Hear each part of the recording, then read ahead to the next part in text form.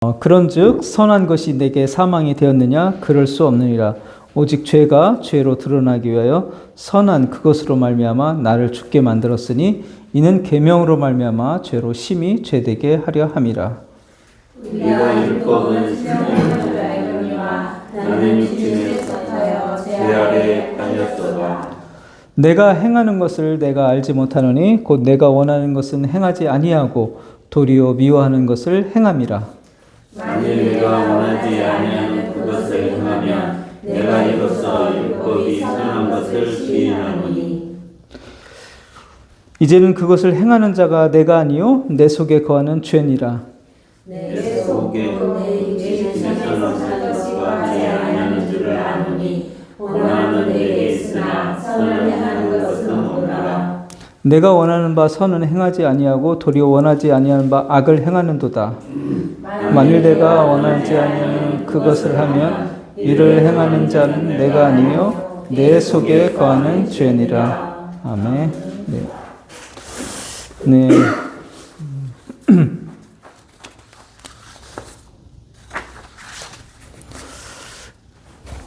우리가 오늘 말씀 통해서 율법과 또 죄와 의에 대해서 우리가 알 수 있는 그런 또 중요한 본문이라고 생각합니다. 우리가 좋은 설교가 무엇인가를 생각을 하게 될 때 우리는 그 좋은 설교라는 것은 성경 본문이 무엇을 말하는가를 함께 나누어서 신앙의 양식을 그것을 통해서 취하는 것이라고 그렇게 생각을 합니다. 우리가 성경을 파악하지 못하고 그 의도를 파악하지 못하면 성경은 이제 우리 안에서 힘을 잃게 되고 설교가 하나의 그 사람들이 중요하게 여기는 가치관에 따라 그것을 지원하는 그런 서포트하는 그 도구로 전락을 하게 됩니다. 어떤 사람이 어떤 내용의 주장을 하고 싶을 때 그것을 뒷받침하는 그런 용도로 쓸 수가 있다는 겁니다. 우리가 성경의 흐름을 따라서 성경을 보지 않는다면 그런 현상이 발생할 수가 있다는 겁니다. 그래서 성경적인 방향으로 우리가 나아갈 수 있는 길은 이 성경의 흐름을 따라서 우리가 그것을 나누며 그리고 그 성경이 여러분 속에 말하는 것을 내가 양식으로 취하는 것, 그것이 우리에게 필요한 설교라고 생각합니다. 그렇다면 우리의 그런 육신적 감각은 눈에 보이는 거, 그 다음에 쉬운 거, 이런 것을 더 추구하게 되죠. 그렇지만 우리 안에 있는 영적인 생명력은 우리에게 이 성경을 보면서 성경 안에서 정말 은혜를 느끼고 기쁨을 느낄 수 있도록 우리를 도와줍니다.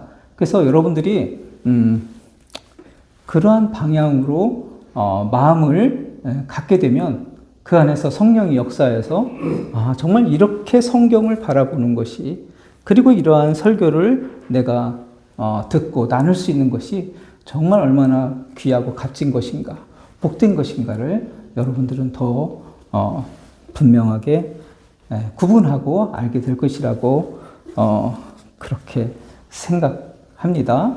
여러분들이 만약에 성경을 해석하지 않고 그냥 행동을 촉구하는, 이렇게 하셔야 합니다, 이런 어떤 설교를 많이 듣게 되면 어떤 교회가 그래가지고 정말 그런 것이 좀 어떤 사람들의 숫자를 늘리는 도움이 될지 모르겠지만 사람들은 10년을 신앙생활하건 20년을 신앙생활하건 성경을 모른 채, 성경의 의미를 모른 채 그렇게 그냥 신앙생활을 할 수 있게 된다는 겁니다. 그게 얼마나 안타까운 일이에요.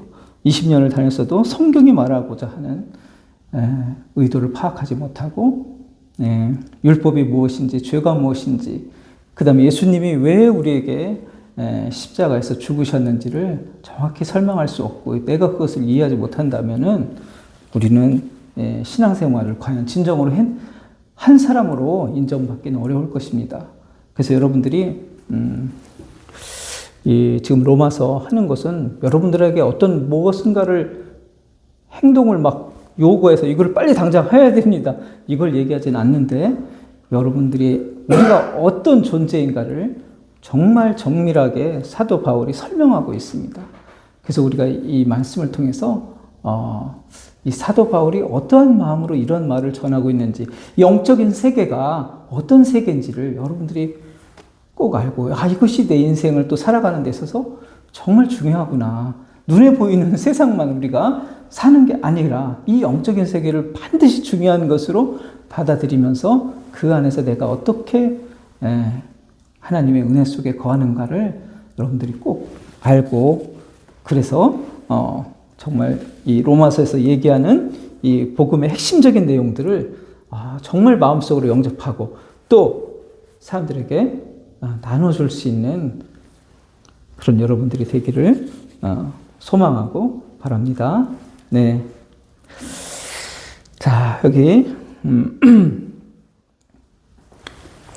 그런즉 선한 것이 내게 사망이 되었느냐? 그럴 수 없느니라. 오직 죄가 죄로 드러나기 위하여 선한 그것으로 말미암아 나를 죽게 만들었으니 이는 계명으로 말미암아 죄로 심히 죄되게 하려 함이라. 네, 참 어려운 말들이 참 많죠. 여기에 이 화면에도 선한 것이 내게 사망이 되었느냐, 네, 그렇게 얘기하고 그럴 수 없다 그러고 오직 죄가 죄로 드러나게 선한 그것으로 하면 나를 죽게 만들었다고, 이 말들 자체가 참으로 그 영적인 깊은 내용들을 우리에게 전달을 해주고 있기 때문에 참 이렇게 표면적으로 보면 참 어렵습니다. 네. 그렇지만 우리가 이 영적인 바울의 그 지금 이야기하는 것 속으로 들어가 보면 너무나 거기에는 오묘하고 깊은 진리가 있다는 것을 또 알게 됩니다. 자, 보면 자, 우리가 12절에 율법은 거룩하고 계명도 거룩하면 선하다고 얘기하고 있습니다. 왜 율법이 선한가? 율법은 하나님에게서부터 나온 거예요. 하나님께서 나와서 우리 인간에게 주어진 것입니다. 그렇기 때문에 그것은 선한 것이죠. 그리고 또 그것은 우리 인간으로 하여금 죄인임을 발견하게 해주고 예수님으로 갈 수 있게 해주는 그 길을 열어주는 것이기 때문에 선한 것입니다. 그런데 그것을 지키지 못할 때는 그 안에는 또 심판이 있는 것이죠. 자, 그래서 율법만 상대하면서 내가 살게 되면 결국은 어떻게 돼요? 사망의 존재가 되는 거죠. 거기에 머무르게 되면. 그죠? 선함에도 불구하고 율법에 하나님이 인간에게 두는 마음을 잘 표현하고 있는 거예요. 그렇기 때문에 선한 겁니다. 하나님으로부터 나온 선한 것임에도 불구하고 거기에 있게 되면, 거기에 머무르게 되면 그것은 사망이 될 수밖에 없습니다. 그런데 예수에게로 가기만 하면 그것은 나를 구원하는 중요한 또한 통로가 되는 것이죠. 그래서 그럴 수 없다. 죄가 죄로 드러나기 위해 선한 그것으로 말미암아 나를 죽게 만들었다. 이게 바로 내가 영원한 사망의 존재로 만들려고 한다는 거죠. 율법이 우리를 그 자체가 우리를 구원하려고 하는 건 아닙니다. 그렇지만 나를 네가 이런 심판의 존재야, 그거를 알려주게 하는 그 용도라는 것입니다. 그래서 죽게 만들었다는 것은 내가 정말 죄인이구나, 그죠? 내가 죄인이구나, 그리고 내가 살 수가 없구나. 율법을 내가 다 지킨다면 살 수 있겠지만 내가 율법을 지킬 수가 없구나, 그래서 죽은 존재구나, 그거를 알게 해주는 것이 율법의 중요한 선한 역할이라는 것입니다. 그래서 계명으로 말미암아 죄로 심히 죄되게 한다. 그러니까 죄를 풍성하게 더 느끼게 해주려고 한다는 것입니다. 우리가 죄를 짓고 살고 있지만 이 조항으로 된 율법을 우리가 접하면서 내가 얼마나 많은 죄를 지고 있는지를 우리가 알게 됩니다. 그래서 죄로 심히 죄되게 한다는 것은 내가 인지하는 죄, 인식하는 죄를 늘 넓혀주겠다는 겁니다. 이해가 되시죠? 네. 그러니까 죄 자체가 뭐 양이 뭐 객관적 양이 막 더 늘어나고 그런 건 아니지만 죄를 내가 인식하는 양을 많아지게끔 만드는, 그러니까 심히 죄되게 한다는 것은 내가 죄인이라는 것을 인식하는 것을 더 많게끔 만들어주는 그런 역할을 한다는 것입니다. 우리가 처음부터 하나님의 양심의 율법을 받고 살게 됩니다. 그렇지만 이 문서로 된 율법을 보게 될 때 더 많은 죄를 인식할 수 있게 된다는 것을 얘기해 주고 있습니다. 그래서 율법이라는 것은 내가 죄인이라는 것을 더 풍성하게, 그리고 더 많은 것을, 죄인이라는 것을 나로 하여금 느끼게 하는 그런 역할을 하는 것이다. 그렇게 해야만 사람이 어떻게 되나요? 그렇게 해야만 인간은 구원자를 찾는 그런 상태가 되기 때문에 그렇습니다. 그러니까 율법의 역할은 내가 죄인이라는 것을, 얼마나 큰 죄인이라는 것을 우리에게 알려주어서 구원자가 꼭 필요한 사람이라는 것을, 너가 중병에 걸린 사람이라는 걸 알려주면 의사를 만나잖아요. 그런 것처럼 네가 얼마나 죄에 중독되어 있어가지고 네가 지금 영원한 사망으로 운명적으로 그렇게 된 존재라는 것을 알려주어서 그리스도에게 갈 수 있도록. 그러니까 심히 죄되게 하는 것을 먼저 느끼는 거죠, 사람이. 내가 정말 죄가 많은 존재구나. 나는 정말 이 상태로 머물러가면 도저히 구원의 백성이 될 수 없고 나는 심판의 대상이 되는구나. 이것을 율법을 통해서 우리가, 인간이 알아갖게 된다는 것입니다. 자, 14절에 보면 우리가 율법은 신령한 줄 알거니와 나는 육신에 속하여 죄 아래 팔렸도다. 자, 율법은 신령하다는 것은 영적이라는 것입니다. 영적이라는 것은, 율법이라는 것은 우리 인간이 만들어낸 것이 아니라는 것입니다. 율법이라는 것은 하나님으로부터 나온 것이에요. 하나님으로부터 나온 것은 영적인 것이라는 것이죠.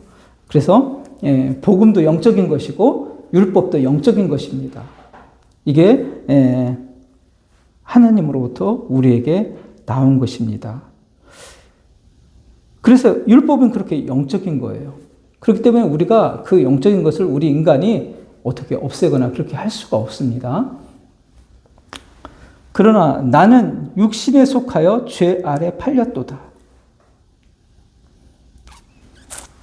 그런데 율법은 이렇게 신령한데 나는 육신에 속하여 죄 아래 팔렸다고 합니다.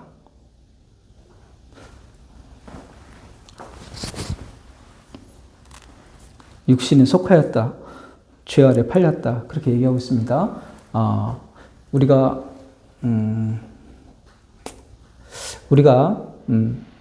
아담이 범죄한 이후로 죄가 들어왔잖아요. 그리고 그의 후손이잖아요. 그렇게 되면 우리는 육신에 속한 자로 태어나게 됩니다. 아담의 후손으로서. 무슨 얘기인지 아시겠죠? 아담의 후손으로서 육신에 속한 자로 태어나게 됩니다. 그 사람은 죄 아래 팔렸어요. 그렇기 때문에 죄가 소유주입니다. 무슨 얘기죠? 아시겠죠?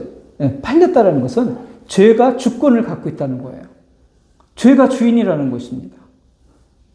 그럼 우리 인간이 태어날 때 죄의 지배 아래 태어나는 겁니다. 죄가 주도권을 가진 상태에서 죄가 주인인 상태에서 우리 인간이 존재한다는 것입니다. 죄 아래 팔렸다. 마치 노예처럼 그 죄에게 팔린 그런 존재라는 것입니다. 인간이. 그렇기 때문에 율법은 신령하지만 그 율법을 우리가 성취할 수는 없는 거예요. 왜냐하면 우리가 죄에 속한 존재이기 때문에 그렇습니다. 죄에게 팔려가지고 율법을 성취할 수 없는 존재로 태어나게 됩니다. 아담이 타락하기 전에는 율법을 성취할 수 있는 힘이 있었죠. 그렇지만 타락할 수도 있는 그 두 가지의 가능성을 갖고 있었던 존재였습니다. 아담은. 근데 범죄를 했어요. 그런 상태에서 후손이 태어납니다. 그 후손은 죄 아래 팔린 상태로. 그래서 그 신령한 율법을 성취할 수 없는 사람으로 이렇게 인간이 태어났다라고 하는 것입니다. 그러니까 이거는 우리가 이렇게 육신적으로 보는 뭐 인간이 태어나고 이런 그 속에 그 영적인 세계가 어떻게 그 인간 속에 있는가를 우리가 이걸 볼 수 있어야 된다는 거죠. 우리가 알아야 된다는 거죠. 아, 죄 아래 팔린 상태로 인간은 태어나는구나. 그죠? 네.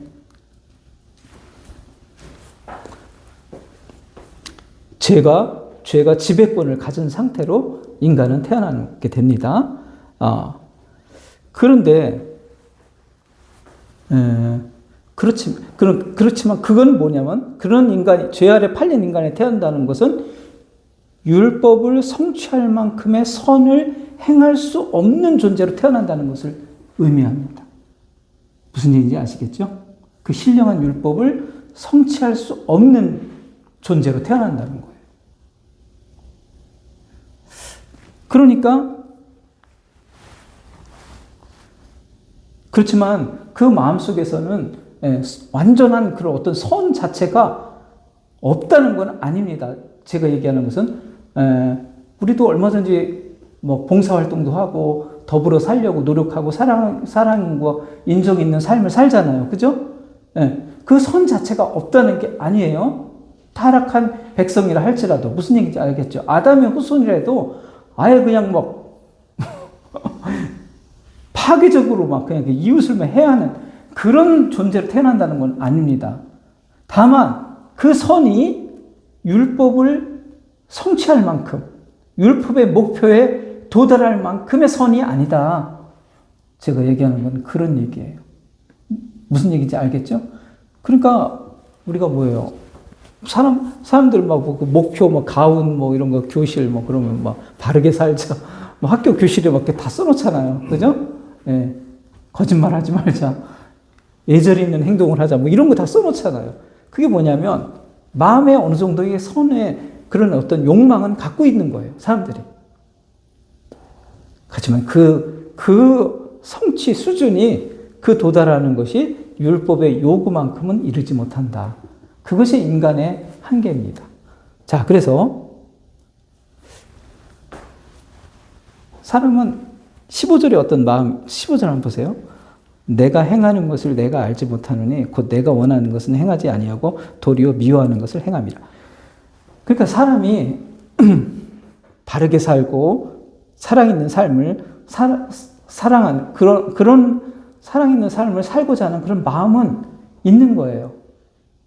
그렇지만 도리어 미워하는 것을 행한다. 내가 원치 않은 그런 또 죄를 저지르면서 산다는 거죠. 그러면 내가 행하는 것을 내가 알지 못한다는 것은 무슨 얘기일까요?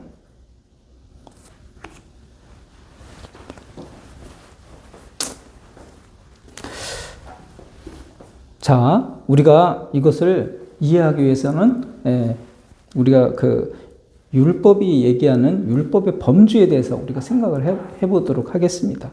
율법의 범주는 우리가 생각하는 어떤 행동적 표면만 그것을 요구하는 것이 절대 아닙니다. 내면까지도 요구하는 것입니다.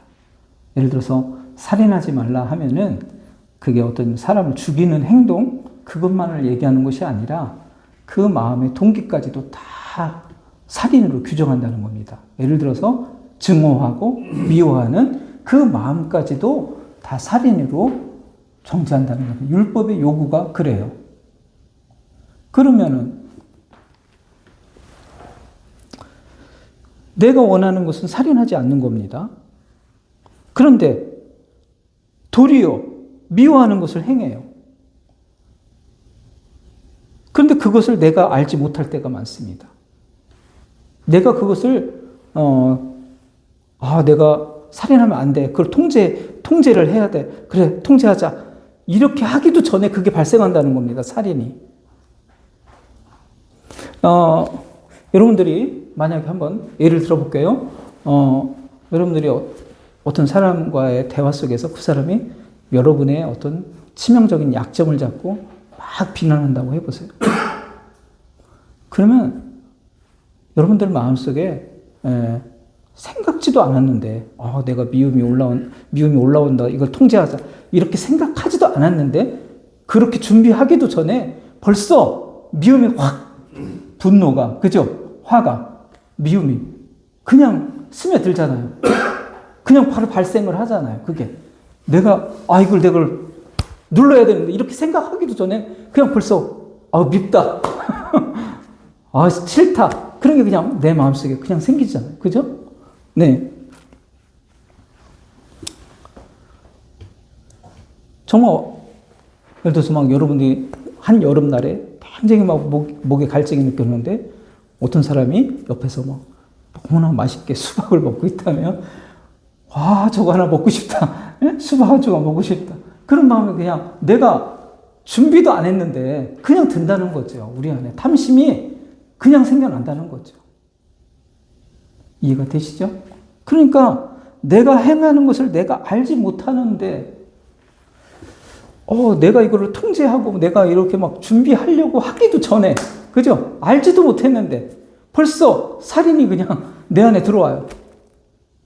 벌써 탐심이 내 안에 그냥 생겨버려요. 이게 참으로 그 인간의 그러한 모습이라는 거죠. 인간의. 그러니까 이 사도 바울이 이러한 것을 느낀 거예요. 네, 정말 율법을 다 지키려는 그런 마음을 갖고 있지만 도저히 죄의 그 율법의 요구, 탐내지 말라, 예를 들어서 간음하지 말라, 살인하지 말라 이런 거를 내가 도저히 내가 통제하면서 이렇게 누를 수가 없다는 것을 느꼈습니다. 순간적으로 그냥 내 안에서 생겨나는 거였기 때문에 어떻게 통제할 수가 없다는 것을 느꼈어요. 자, 그래서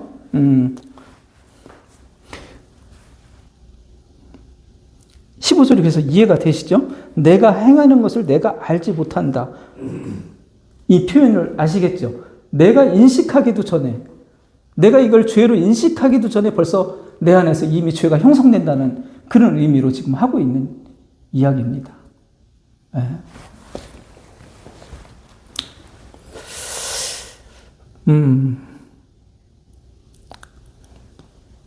자, 그래서 여러분들이 이 15절의 이제 의미를 파악을 했습니다. 자, 그러면 16절에 만일 내가 원하지 않은 그것을 행하면 내가 이로써 율법이 선한 것을 시인한다.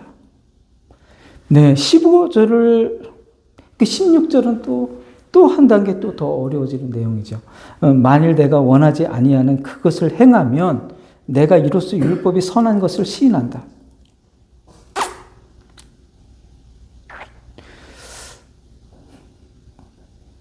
왜 그럴까요? 만일 내가 원하지 않는 그것을 행하면 이로써 율법이 선한 것을 시인하는 것이 왜 그럴까요?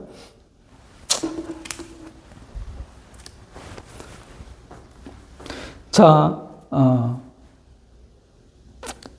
이 사람은 사도 바울은 원하는 것은 있었지만 원하지 않는 것을 행했잖아요. 그죠? 그건 무슨 얘기예요? 내 마음과 내가 행동은 다르게 구분이 되었죠. 그죠? 내가 이것을 원했는데 행동은 죄악된 행동으로 나와버렸죠. 그렇기 때문에 나는 어떤 율법의 요구 앞에서, 율법의 어떤 조항 앞에서 내 자세는 너무나 변화가 된다는 것이에요. 어떤 것은 내가 지키려고 하지만 지키지 못하는 상태로 마음은 원했지만 행동은 따르지 않는 그런 이중적인 모습으로 내가 나타난다는 것입니다. 그렇지만 율법은 살인하지 말라 했으면 그 살인하지 말라 그 동기마저도 변하지 않고 그대로 서 있습니다. 나는 마음은 이랬고 행동은 이렇게 두 가지로 나타나는데 율법은 그 자체로 그냥 하나로 변하지 않고 존재하고 있는 거예요. 그렇기 때문에 변하는 것은 나라는 존재입니다. 그러니까 악을 행하는 것은 나지 율법이 그렇게 하는 것은 아니에요. 율법은 그냥 그 기준을 바꾸지 않고 그대로 가만히 있습니다. 그 기준을 바꾸는 것은 나라는 얘기입니다. 그 원하는 마음은 동시에 율법하고 나하고 똑같이 가졌다 할지라도 그것을 성취 못하는 것은 나라는 얘기예요. 율법은 그 성취 기준을 낮추지 않고 그대로 가지고 있습니다.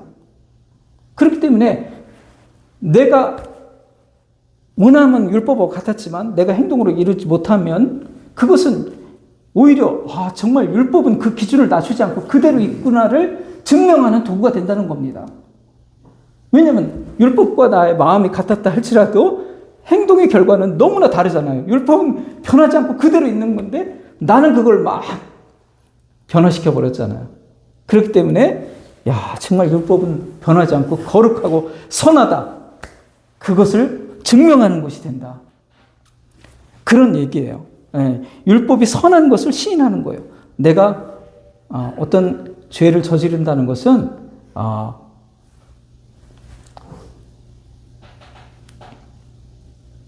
율법이 내가 죄를 저지르는 거에 맞춰서 그 기준을 확 낮춰버리면 율법도 문제가 있는 거죠.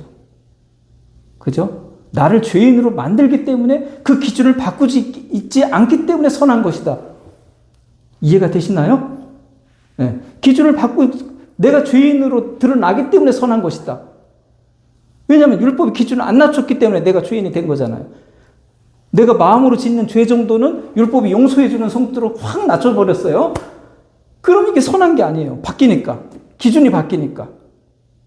나를, 너 죄인이야. 너 이게 기준에서 벗어났지? 그러니까 너 죄인이야. 이렇게 얘기해줌으로 말미암아 율법은 선하다는 겁니다. 이해가 되시죠? 네. 어떤 심판이 어떤 규정에 맞게 정확하게 호루라기를 불고 점수를 매긴다면 그 사람은 공정한 심판이죠. 그죠? 네. 내가 반칙을 썼는데 그걸 눈 감아주고 막 이렇게 나를 이렇게 그러면 이 심판이 이거 부패한 거죠. 네. 아시겠죠? 근데 율법은 내가 범죄하면 범죄했다고 말을 해주는 거예요. 너 괜찮아. 이 정도는 이런 게 아니라는 거죠. 율법이. 그래서 선하다는 거예요. 하나님의 뜻은 인간이 어떻게 한다고 해서 바뀌지가 않는 거예요. 그렇기 때문에 선한 겁니다. 바뀌지 않음이 선함의 핵심이에요. 아시겠죠? 네. 그러니까 이게 얼마나 어렵습니까? 이런 내용을 이렇게 사도 바울이 논증하는 것을 우리가 따라간다는 것이 정말 성령의 도움 없이는 정말 하기 힘든 것입니다. 그래서 우리가 그러나 율법에 대해서 우리의 존재에 대해서 반드시 이해를 해야 되기 때문에 로마서에서 이러한 내용을 우리에게 설명을 해주고 있습니다. 자, 그래서 만일 내가 원하지 않은 그것을 행하면 내가 이로써 율법이 선한 것을 시인하는 것이다. 증명하는 것이다. 이거 좀 설명할 수 있겠죠? 이제.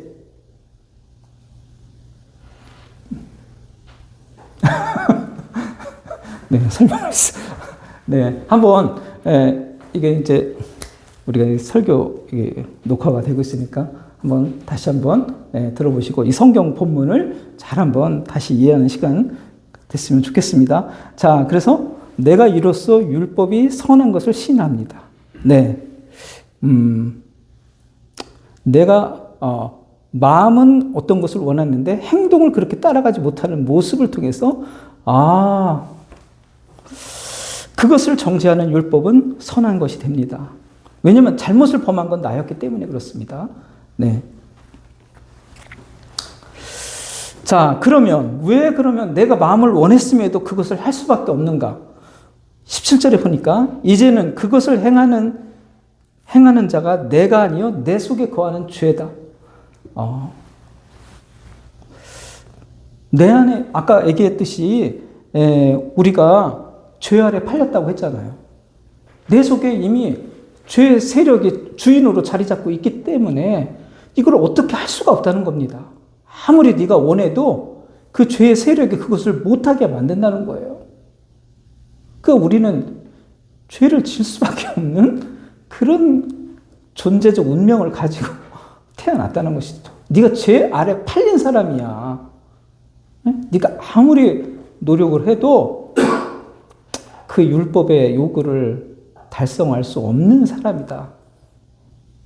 근데 사도 바울이 그 외적인 행동만 규정하는 거였다면 자기는 지킬 수 있다고 생각했어요. 그렇지만 이 내면의 동기마저도 다 이게 죄로 판명되는 율법이라고 한다면 자기는 도저히 이거를 지킬 수 없다는 것을 발견한 겁니다. 그 율법을 깨닫기 전에는 지키는 줄 알았어요. 근데 율법을 깨닫고 보니까 도저히 못 지키는 그런 존재라는 걸 알게 돼요. 내가 인식하기도 전에 죄가 스며든다는 걸 알았습니다. 내가 탐심을 갖지 말아야지 하기도 전에 탐심이 그냥 생겨요. 그걸 생각하기도 전에, 의식하기도 전에. 미움이 바로 생겨요. 그러니까 그런 존재죠. 그게 왜 그런가? 내 속에 거하는 죄가 있기 때문에 그렇습니다. 나를 지배하는 죄의 세력을 주도권을 잡고 있기 때문에 그렇습니다. 이거는 그럼 난 잘못 없네. 죄가 그렇게 하는 거니까. 이거 핑계 대려고 하는 것이 아니라 내가 이 죄의 사슬을 내 힘으로 끊을 수 없는 운명이라는 것을 얘기해 주려고 지금 이런 말을 하는 거예요. 무슨 얘기 아시겠죠? 죄의 사실을 내가 끊을 수 없는 운명이다.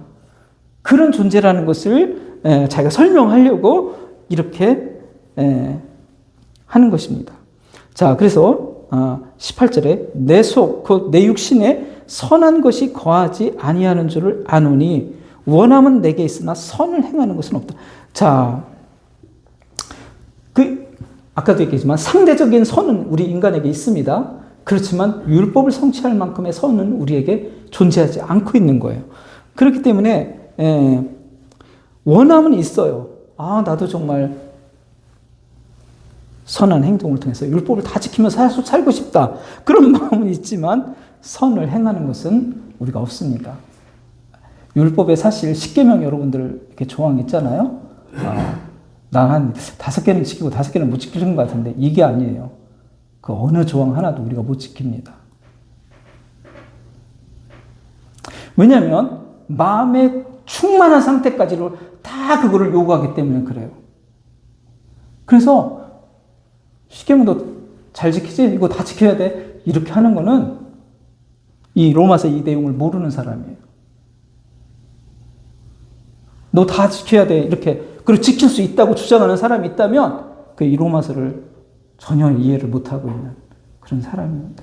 그리고 율법의 범주가 어딘지를 모르고 있는 거예요. 율법의 범주가. 그 유대인의 결국은 가장 큰 실패의 원인은 율법의 범주를 몰랐어요. 그래서 그 사람들이 예수 그리스도를 배척한 겁니다. 지금도 그런데 많은 교회들이 이 율법의 범주를 잘 몰라요. 율법이 뭔지를 정확하게 그 핵심이 무엇이고 그 내용이 어디까지를 요구하는 건지를 모르고 있습니다. 그러니까 이 예수 그리스도가 약화될 수밖에 없어요. 설교에서. 그리스도의 십자가가 아주 그냥 미미한 것으로 그렇게 전달될 수밖에 없습니다. 왜냐하면 율법 안에서 자기가 얼마나 큰 무서운 죄인인가를 사람들이 인식하지 못하고 예수 그리스도가 얼마나 필요한 존재였는가를 우리가 알지 못하기 때문에 그런 현상이 벌어져요. 그렇기 때문에 너무나 많이 단순화시키고 행동만 촉구하면 되는 걸로 이렇게 생각한다는 거죠. 존재의 근원도 본질을 우리에게 성경이 알려줘서 그것을 알고 그것을 변화시키려고 하는 겁니다. 성경은. 여러분의 본질을, 의식을, 생각을, 그리스도인으로서의 생각을 갖게끔 만들어주려고 하는 거예요. 그게 핵심이에요, 성경이.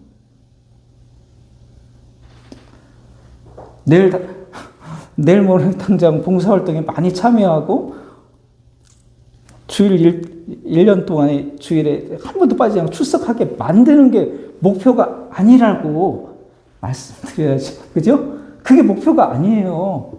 그 행동을 유발하려고 하는 게 목표가 아니라 당신이 그리스도 안에서 어떻게 변화된 사람이 어떤 존재가 되었고 왜 그리스도가 필요한지를 알면서 그 의식 하에서 그 은혜를 느끼면서 살게 하려고 하는 것이 성경이 여러분들한테 하려고 하는 메시지입니다. 이게 회복이 돼야 되는 그러한 교회 현실이라고 저는 말씀드리고 싶어요. 이것이 회복이 되어서 정말 성경으로 의식이 바뀌어진 그 사람이 정말 존재해야 된다. 그러려면은 그 과정이 쉽지 않죠, 보니까. 그죠? 이거를 그냥 단순하게 해서, 자, 여러분, 이제 율법이 아니라 은혜로 살아야 됩니다. 이렇게 그냥 어떻게 단순화시키는 것이 아니라, 이 정말 사도 바울이 얘기하려고 하는 말의 의미들을 우리가 같이 따라가 줘야 된다는 거죠. 그 마음이 되어서 같이 따라가 줘야 된다는 거죠. 그래서 우리는, 사도 바울이 성경을 통해서 얘기하고자 하는 어떤 신앙을 우리가 만나는 거고, 우리가 그것을 갖는 그런 사람이 돼야 된다는 것입니다. 자, 그래서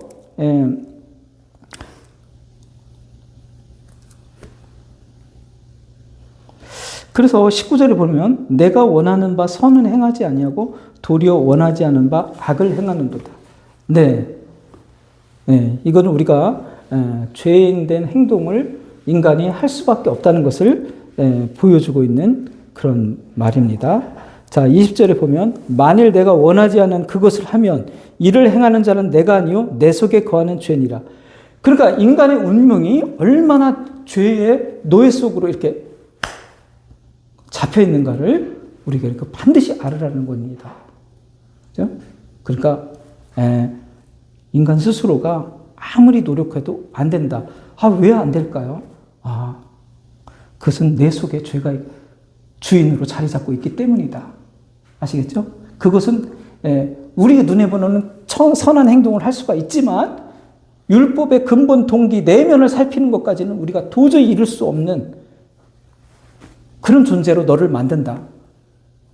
아시겠죠? 그 내 속에 거하는 죄의 세력은 그 율법의 동기마저도 동기까지 성취하는 그 수준으로 선을 행하지 못하게 만든다. 아시겠죠? 그걸 여러분들이 반드시 알아서, 여기서 벗어나는 것은 아무리 내가 수도를 하고 100년간 정말 수행을 한다 할지라도 불가능하구나. 내 인간으로는 불가능하다. 왜냐하면 내 속에 죄의 세력이 지배를 하고 있기 때문에 내 속에서. 그렇게 할 수가 없구나. 결국은 그리스도를 통해서만이 내가 구원을 받을 수가 있구나. 거기서부터 운명을 바꿀 수 있는 것은 내 속에 있는 것이 아니라 그리스도를 통해서 가능하구나. 자, 그래서 결국은 무슨 얘기를 하려고 하는가요? 네. 25절을 나중에는 이야기하려고 하는 거죠. 25절을 볼까요? 우리 주 예수 그리스도로 말미암아 하나님께 감사하리로다. 그런즉 내 자신을 마음 하나님의 법을 육신으로 죄의 법을 섬기느라. 내 힘으로는 도저히 율법 앞에서 선하게 될 수 있는 길이 없는 그런 존재인데 그리스도로 말미암아 내가 여기서 벗어난다. 그래서 8장 2절에 이는 그리스도 예수 안에 있는 생명의 성령의 법이 죄와 사망의 법에서 너를 해방시킨다. 이 얘기를 이제 결론적으로 해서 이것이 얼마나 내 마음속에 뜨거운 감격과 감동으로 자리 잡게끔 하려고 하는 지금 인간의 실존의 상태를 영적인 실존의 상태를 지금 설명을 해주고 있습니다. 네, 그래서 우리가 이렇게 죄의 사슬에 세력에 붙잡혀 있는 인간의 절규, 오늘 그 내용입니다. 마음속에서는 이걸 탈피해서 정말 율법을 지키면서 선하게 살고 싶지만 죄에게 팔린 내 존재는 그것을 이룰 수 없는, 그 사슬을 끊을 수 없는 그런 존재로 너희가 존재하고 있다. 근데 그리스도가 너를 구원한다. 그 운명을, 그것을 네가 믿고 받아들이고 감사하면서 그 안에서 살 수 있는 존재가 되어야 된다는 것을 설명해 주려고 하는 그런 내용입니다. 여러분들이 사도 바울의 이런 그 마음의 소원과 실제로 행하는 것의 괴리감을 느끼면서 그 울부짖었던 고민, 거기서 벗어난 이 현재의 상태, 우리도 오늘 말씀을 통해서 그것을 느껴요. 그러니까 우리가 이 영적인 세계라는 것이 얼마나 중요한 것인가. 그죠? 예. 내가 이 영적인 세계를 알고 내가 영적으로 이렇게 의롭게 되어진다는 것은 얼마나 중요한 일인가. 그리고 그것이 얼마나 나에게 기쁨의 소식인가. 이런 내용을 우리가 하지 않으면 너무 그게 예수 믿으면 구원받아 이게 잘 모른단 말이에요. 그 기쁨이. 근데 이런 말을 하면서 우리 성경을 보니까 정말 나를 정말 이렇게 이 사슬에서 벗어날 수 없는 나를 예수님이 이렇게 구원하는 거구나. 그렇기 때문에 정말 예수님이 나에게 너무나 감사한 존재구나. 나를 의롭게 한다는 게 이게 보통 일이 아니구나. 이게 엄청난 일이구나. 그죠? 네. 한 사람을 의롭게 한다는 것이 이게 엄청난 일이 이루어지는 거구나.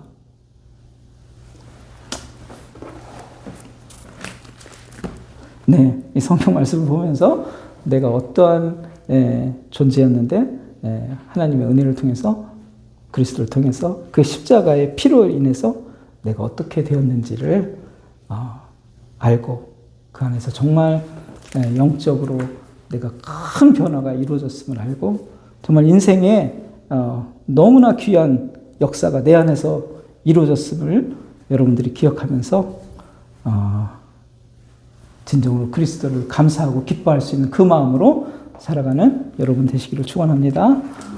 기도하겠습니다. 사랑의 하나님 감사합니다. 우리가 보이지 않는 영적인 세계 속에서의 우리의 존재는 예수님을 알기 전 얼마나 비참한 신음 속에 있는가를 오늘 말씀을 통해서 우리가 배우게 되었습니다. 이 비참한 운명 속에 있는 저희를 그리스도를 십자가를 통해서 우리를 구해 주시고 생명의 성령의 법 속으로 우리를 구원해 주심을 진정으로 감사드립니다. 이 영적으로 우리가 이제는 그리스도를 만나고 이제 해방된 삶을 살 수 있게 되었음을 이 성경 말씀을 통해서 보게 됩니다. 이 감격이 얼마나 큰 것이었는가를 그리고 얼마나 귀한 일이 큰 일이 우리에게 이루어졌는가를 성경을 통해서 이렇게 배울 수 있고 느낄 수 있게 해주셔서 감사합니다.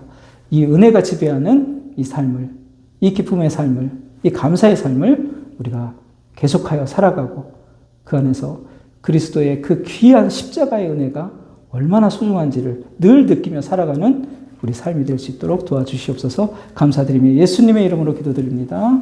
아멘. 네.